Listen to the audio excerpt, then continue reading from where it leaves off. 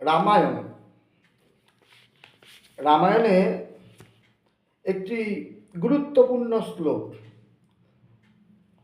বলছে, গঘনে চৈব সুরাপে চ চৌরে ভগ্নব্রতে তথা নিষ্কৃতি বিহিতা সদ্ভি কৃতজ্ঞে নাস্তি নিষ্কৃতি। অত্যন্ত গুরুত্বপূর্ণ শ্লোক। বলছে, কোনো লোক গোহত্যা যদি করে, সেই গোহত্যাজনিত পাপের জন্য প্রায়শ্চিত্তের ব্যবস্থা শাস্ত্রে রয়েছে।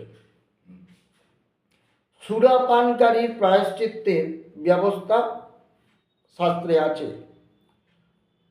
কেউ চৌর্যবৃত্তি অবলম্বন করলে, অর্থাৎ চুরি করলে, সেই তার প্রায়শ্চিত্তের ব্যবস্থা আছে।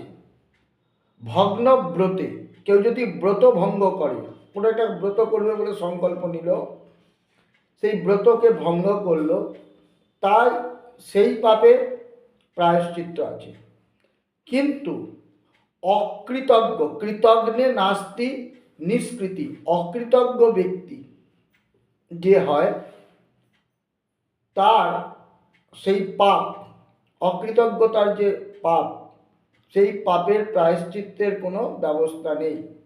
কারোর থেকে উপকার নিয়ে কাউকে প্রয়োজনে ব্যবহার করে তারপরে তাকে যে ছুঁড়ে ফেলে দেওয়া, যেটা আজকে বর্তমান সমাজে খুব চলছে, সেই রকম যে পাপ, কৃতজ্ঞতার অভাব, এইটার যে পাপ, অকৃতজ্ঞতা জড়িত পাপ, এই পাপের কোনো প্রায়শ্চিত্ত শাস্ত্রে নেই।